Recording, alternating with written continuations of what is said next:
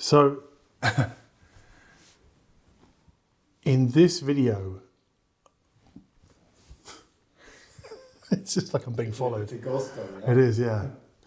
In this video, I want to tackle the phrase, all you need is, because we hear this a lot from other people. And I'm going to start this with a story which may or may not be true.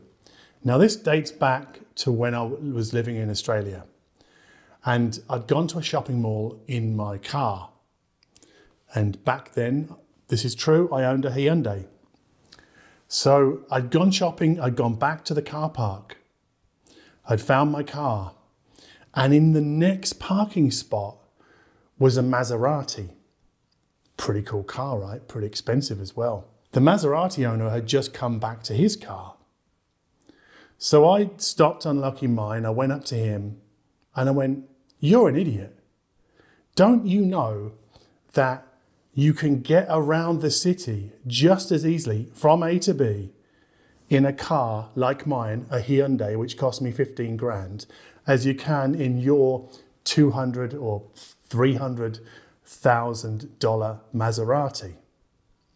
Now, as I was saying this, I heard somebody talk to me from behind.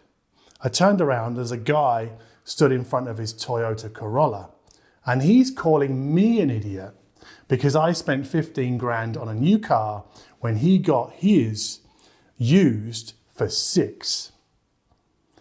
Now, as all this sort of is going on, a woman comes past on her moped, she stops, and she says, "All 3 of you are idiots. Because I've got this moped, it gets me from A to B, just the same as all of your cars, but it only costs me a few grand, and it's much easier to park, and it's cheaper to run."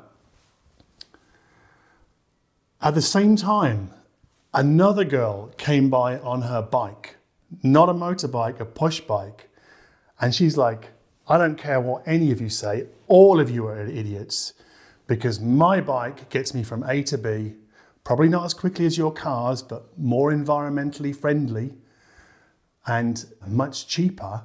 And it cost me, I think, 50 Australian dollars. So there I was, stood with 4 other people, and we were all idiots. And we were all idiots, not because of the amount of money we'd spent on our chosen vehicle, but because we had failed to see the world through each other's eyes. Now, clearly the Maserati owner earned more money than all of us put together. But more interestingly, it turned out that me and the Toyota owner, we earned about the same each year. Our salaries were pretty similar.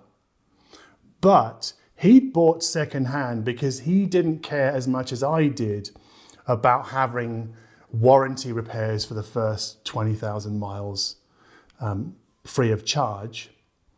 And also, he'd got a younger family and I didn't. And he was much less concerned about resale value than I was, because I owned one car in Australia. I bought it pretty much when I moved there, and I sold it for peanuts when I moved to Berlin. Now, Berlin. A similar story played out a few weeks ago.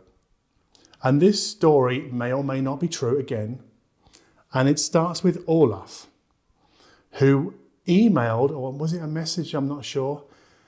Who emailed a famous YouTuber to call him an idiot. "You're an idiot," said Olaf, "because you're using an Arri Alexa camera to film your YouTube videos. Don't you know you can get just as good results with a Black Magic pocket cinema camera like we've got here for 2.5 grand? Because the Arri Alexa sells for upwards of 60,000 euros. So there's Olaf calling this other guy an idiot. But I reminded Olaf that he also could be an idiot, because we could get almost just as good results filming this video with my Canon M50. It's not quite as good as this Black Magic, but it gets the job done, right? So he's an idiot and the YouTuber's an idiot. Hearing about all of this is my good friend Steve Guttenberg. And he phones me to call me an idiot because he's like, you're all stupid because don't you know you can shoot a YouTube video with just your smartphone, right? Pretty easy. Just put a smartphone on a tripod, off you go, you've got a YouTube video done. And like my first story, the point is that one man's ceiling is another man's floor.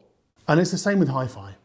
So I'm about to make a video about some $8,000, $7,000 streaming DACs. Now I know that I'm going to get comments or emails from people telling me that I'm an idiot or the people that buy these are idiots because don't you know, John, you can get almost as good a result from spending 1,000 euros or 1,000 US dollars on a streaming DAC. But the thing is, behind that complainant will be another person saying that he's an idiot for spending $1,000 and don't you know you can get just as good a result with, I don't know, buying a second-hand MacBook or Windows computer. And then behind him will be another guy calling the previous guy an idiot because like, don't you know you can get a streaming DAC and you can put it all together for 60 or 70 euros in the form of a Raspberry Pi 4. So again, everybody in hi-fi is a bloody idiot, just like they are with cameras and cars.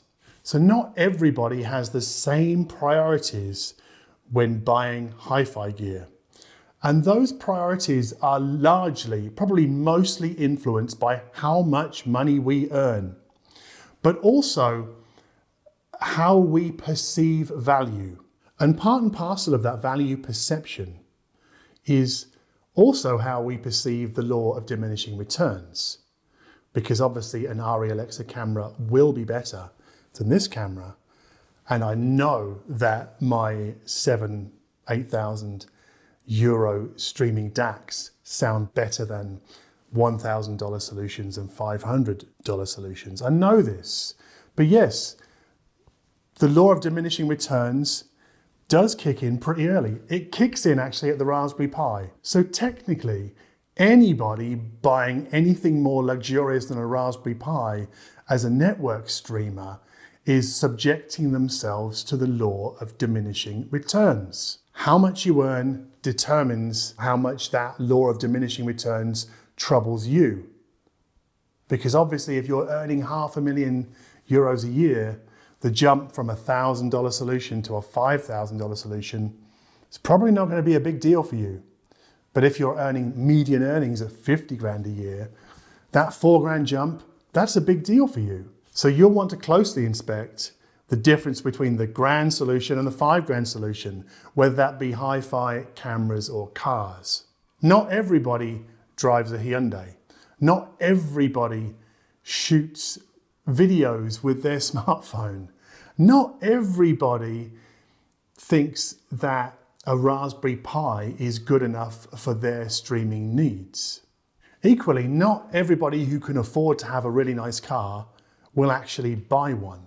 Some people, like me, might choose to divert those car funds into having a better camera at home or having a better hi-fi system at home. Conversely, not everybody who can afford a high-end hi-fi system will actually buy one.